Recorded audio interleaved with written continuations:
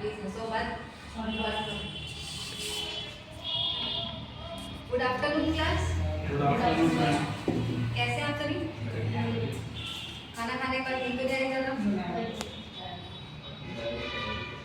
मैं आज आपको स्क्रैबर के बारे में पढ़ाऊंगी। तो जैसे कि आपको अगर पेपर पे कोई लाइन ड्रॉ करनी होती है तो उसके लिए किस चीज़ की जरूरत पड़ती है? हाँ, पेंसिल।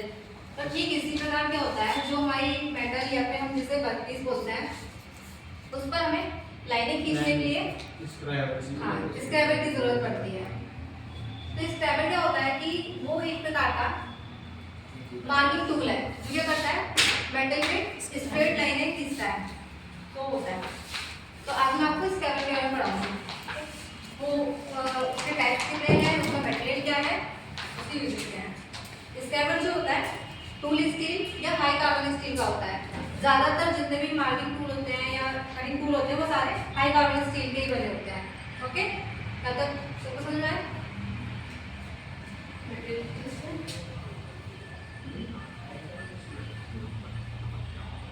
ये शॉर्ट फॉर्म में मैंने हाई कार्बन स्टील लिखा है। ओके,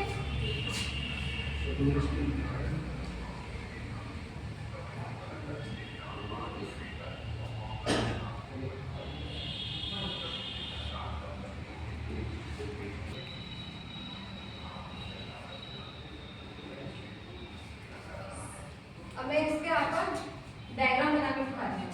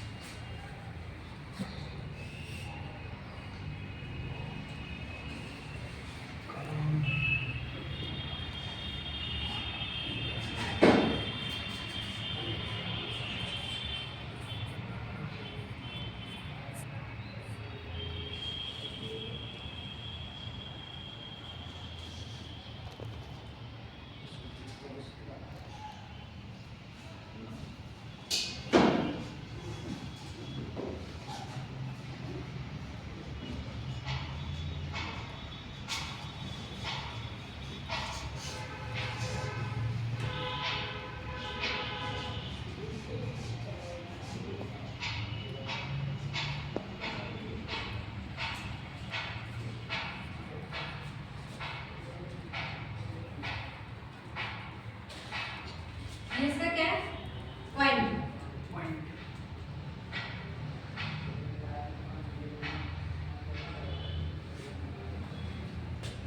ये इसका एंड है और ये इसकी बॉडी है। इसकी बॉडी पे ये जो लर्निंग की गई है वो किस लिए की गई, कोई बता सकता है क्या? वो उसके ग्रिपिंग के लिए, ताकि वो हम उसे अच्छे से पकड़ सकें। ये जो नर्लिंग की गई है इस पे वो डायमंड नर्लिंग है। ओके, कितना हो गया? और इसके टाइप की बात करते हैं हम। पार्ट्स वो वहाँ से हो गए। टाइप्स है इसमें प्लेन स्क्रैबर जो कि सामान्यतः तौर पे ज्यादा यूज होता है, बेंट स्क्रैबर और ऑफसेट स्क्रैबर। ऑफसेट स्क्रैबर भी आप लोगों ने नहीं देखा होगा यहाँ पे। हाँ, ऑफसेट स्क्रैबर जो कि बंडल हैंगिंग के साथ यूज होता है।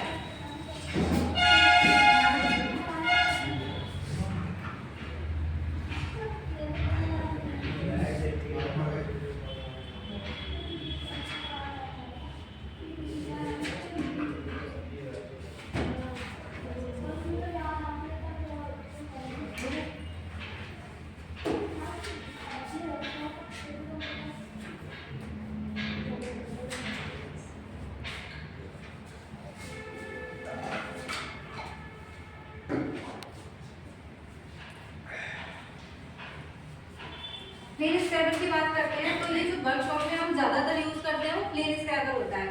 वो स्ट्रेट लाइन खींचने के लिए काम आता है। और बेंट स्क्रैबर की बात करते हैं तो उसका जो एक साइड होता है वो स्ट्रेट होता है और सेकंड 90 डिग्री पे मुड़ा हुआ होता है।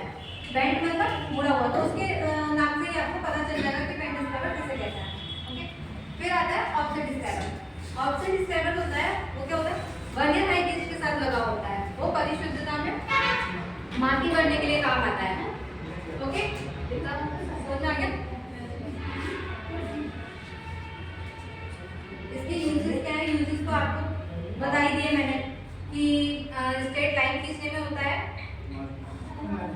राइट स्क्रैबर का यूज मतलब वहाँ पे भी होता है जहाँ पर टिपिकल होता है मार्किंग करना, जो सिलेंड्रिकल जॉब होती है खोखली उसमें वहाँ पे मार्किंग करने के काम आता है।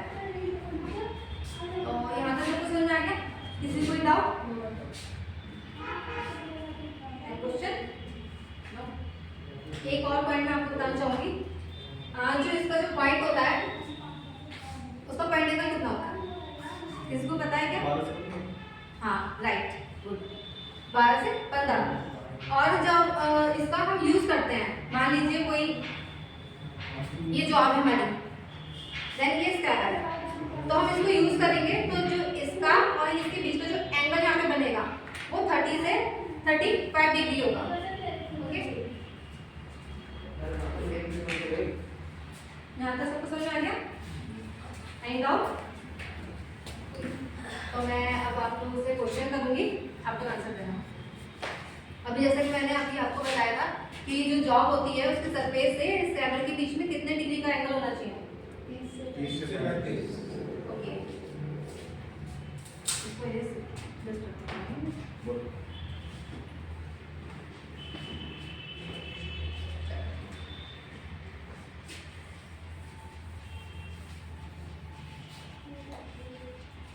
कोई भी बच्चा एक इसका मटेरियल बता सकता है?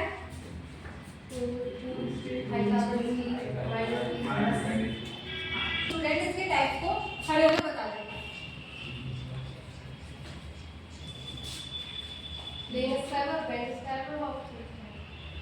गुड। यहाँ तक आप सभी को समझ में आ गया है? अब नेक्स्ट क्लास में मिलते हैं।